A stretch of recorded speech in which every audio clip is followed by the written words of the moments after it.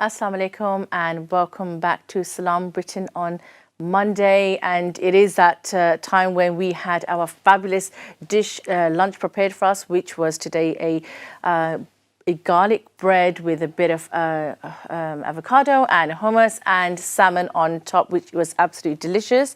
And we'll be going back to that later. But also with us now on the couch is our very own chef, Petrina, who has been with us this morning preparing our lunch with us, and also just to get a little bit more of the background about Petrina and her journey. And with us today, joined with Petrina, is her partner, her husband, Ronald, with us. So I'd like to say good morning to you guys today. Thank you so much for being here on the couch with us. And I'd love to really know, I know you have a book out and you always, you come here once a week and sometimes twice a week and you prepare something amazing for us. So I want you to now, have it over to you to tell us a little bit more about your journey and how did you come about doing all of this and all of this awareness about health and diabetes and everything. So please tell us a little bit more. Okay, so first of all, thank you for welcoming us back. And we enjoy cooking. Yeah. We, like most people, we love eating as well. However, when you eat, you have to be mindful. Most people, they eat just for taste and to, feed themselves to release that hunger. Yes. Well, so we are mindful that we need to eat for our body as well to keep our bodies nutrient as well, healthy as well.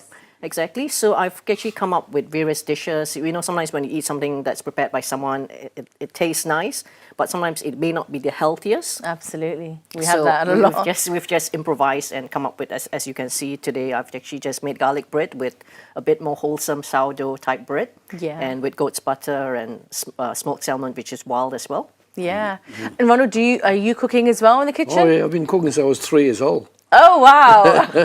We should have you here then as well sometimes in the kitchen preparing something for us. So No, I was very lucky. My ancestry goes back 4 generations. Yeah. And it was Scottish and French. Yeah. So I learned to cook with Scottish foods. Yes. Like rolled oats and so on. And haggis. And then haggis and also... But, not haggis. No, not haggis. No, and then I learned to cook from the French. Yeah. And while I was learning from the French, I also learned how to cook Creole. Yeah. And African cooking. Okay, so that's something totally different then. Yeah. It's all, but in every nation, there's a group of foods that are no good for you. Yeah. You should only maybe take once in the blue moon. But from the French cooking, they are very switched on to health. Like they use apple cider vinegar, they use extra virgin olive oil, they use sourdough bread, they use salmon, they use red wine to cook with. Yes. Right, so you don't have to drink it; you can cook with it. Okay. And it puts flavour. So yeah, but it's so what I've been when I went through it initially it was like cooking with basic foods, but then. When I got about 16, I started to realise that there were more gourmet foods. Yeah. Like, for example, salmon, smoked salmon, like grilled fish, right? Yeah. And also using onions, garlic, chili, mint. Yeah. So to that end... The good base to all dishes. Yeah. So the last 10 years, I've planted 28 fruit trees. Oh, wow. That's amazing. About less than a quarter of an acre. It's a corner block. We're lucky. So 28 fruit trees, 16 vegetables, and 48 medicinal and culinary herbs. So when patients come to us, we did the analysis, and then we can go in the garden. We can pick like raspberry leaves, kaffir lime, mint, olive leaves, and we can give them the medicine right there in a bag. They can take home and make tea with it. Absolutely. Yeah. That's magnificent. That is truly, truly beautiful. And it's actually so inspiring because I'm so interested in something like that where you can just go into your back garden where you've got the medicinal herbs and all the the blessing, food and things that, God has created for us to actually heal us and help us. And we've just not been using it. And you're actually practicing that. Well, I'll tell you something fascinating about, I was tuned into organic gardening for a long time, probably 40 odd years. But about 10 years ago, I was watching a CD on an American guy. He was 6'4", really well built, and he had about 1 acre in California, right? He planted 1 acre on his own yard with all kinds of herbs and vegetables, from artichokes to tomatoes, whatever. And I always remember what happened. It was about 10 odd years ago, maybe 12.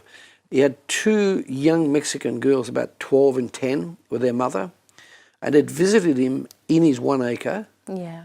And they were quite interested. They were curious. The girls were quite like switched on to food. Yeah. He took them to the back where he was planting dandelions and he was planting lettuces. Yeah. And he said, "Look at this." And he took this one leaf of this lettuce, grown right there in the soil, and he broke the leaf of the lettuce, and this milk came out. Oh, wow. Yeah, this milk. It was rich milk. It was like milk. Never heard of anything like this. This is amazing. Exactly. And I thought, wow. I'd never seen anything done that before, like on a CD. So the milk came out, and the girls went, "Wow!" And he said, "Taste it." So they tasted it, and it was tasted sweet. The lettuce was sweet, and this is like a cos lettuce, right? Yeah. And I thought, wow. So and then he started explaining about the soil that he was growing in. Yeah. And he was explaining that he had got his soil in such a state where 1 cubic foot of his soil had 8 billion bacteria. Wow. Billion. Yeah. So if you look carefully at soil now, if you get the right soil, you'll see like all kinds of insects, including worms on it. The worms, you see them all readily because they're bigger, right? Yeah, yeah. But there's all times the tiny little insects Very, that very break down the minute soil. size. So this soil we've got at home now is 5 feet deep, black colour. It is so black when I put my hands in it, I've got to scrub it off. It's the darkness of the soil. It's black. It means it's super rich. So it's very rich. Yeah, super very rich. rich soil. So when we grow herbs, our mint is about 3 feet high. Yes. Right? Now, so back to the cream, that milk that came out. And that was the protein and also other material like minerals that's why it had milk. So I was able to source minerals from Scotland, from a company called Riemann, and they've got these huge rocks in this quarry. Yeah. They sell about 20 kilos to up a ton, right? So I bought 60 kilos in 3 bags, and then lotted them, and I put all my vegetables with those minerals, and guess what? The milk started coming in our lettuces. Oh, wow. So you actually got to experience that yourself firsthand. And until I put the minerals in, the milk wasn't there. Yeah. But by putting the minerals in, you get 87 minerals in that bag. 87 minerals. Yeah. And then you're growing in that, Yeah. your own vegetables and herbs, Exactly. and then you're putting that in your body. And of course, it's going to have, immense benefit, to your body and health. Yeah. That's amazing. So you have this garden. So and you said patients. Just a moment ago that. So patients come to you. So do you have any medical history? So are they coming for you for dietary? No, we do a lot. We've actually trained doctors in what we do, right? I did 3 years of medicine back in the 60s, 70s, but I found out that the medicine that they were teaching was like basically just drugs. Yes. Just drugs. They never got into foods, and organic the roots, food. They never talked about the importance of foods and the cream and the milk, in the lettuces, right? So they were against any sort of herbal type medicine. Yeah. And yet that's where the minerals are. Absolutely. Right? So we even grow dandelion. Yeah. And some of our neighbours, they look at us and they say, "You're growing weeds." Yeah, you're growing weeds. Yeah. And even those weeds have benefits. Yeah. So I thought, okay, fine. Yeah. If that's what you want to believe, that's okay. But some of them have worked out that we're super healthy. Yes. And in the street we're in, there were 14 people with COVID. Yeah. So 14 row, 8 had COVID. Yeah. And we were able to help them with the COVID recovery with using our herbs. Yeah. And so I give them a mixture of kaffir stinging nettle, olive leaves, yes, raspberry leaves, what I call a different type of lime, lime juice, And we also give them things like apple leaves and thyme leaves and curry leaves, all from and bay leaves. Yeah. Guess what? Within 2 days, the COVID symptoms were gone. Wow. Yeah, wow. 2 days. So rather than go for drugs, that's what we teach. We work with that. And so some of our patients are so tuned in, they ask us to get pots of dandelions. Yeah. And they buy pots, and even if they've got a small balcony, they buy pots and they put lettuces in there, they put tomatoes in there, they put cucumbers in there. Yes. But where we're lucky, we've got a corner block. The one side of it is 60 feet long. Yeah. And 6 feet wide. So this is all planted. Yeah. With fruit trees and plum trees and cherry trees and so on. So I mean, it's amazing. You're using all these leaves and diffusing them in water, and I guess obviously consuming, drinking this and everything. And of course, we have to do put it out there that everything you do try naturally, which I'm a strong advocate for myself. But we do have to also still check with our own GPs or doctors and stuff. But coming back to you guys, that so Petrina, how did you guys bring this together then? Because now you've become this force of of this machine of power of health. How did you guys come about together? Well, I'm originally from Malaysia and he was in Australia, but he was living in Malaysia. So we met there, but we didn't really meet together there. We just like doctor-patient type relationship. Then we went on a holiday cruise together. It was a long story. It was like a Titanic story where the ship the ship broke down basically in the middle of a sea. Oh my God, it really did! Wow, really wow. So we've got the real Jack and Rose here. Well, it was 10 days.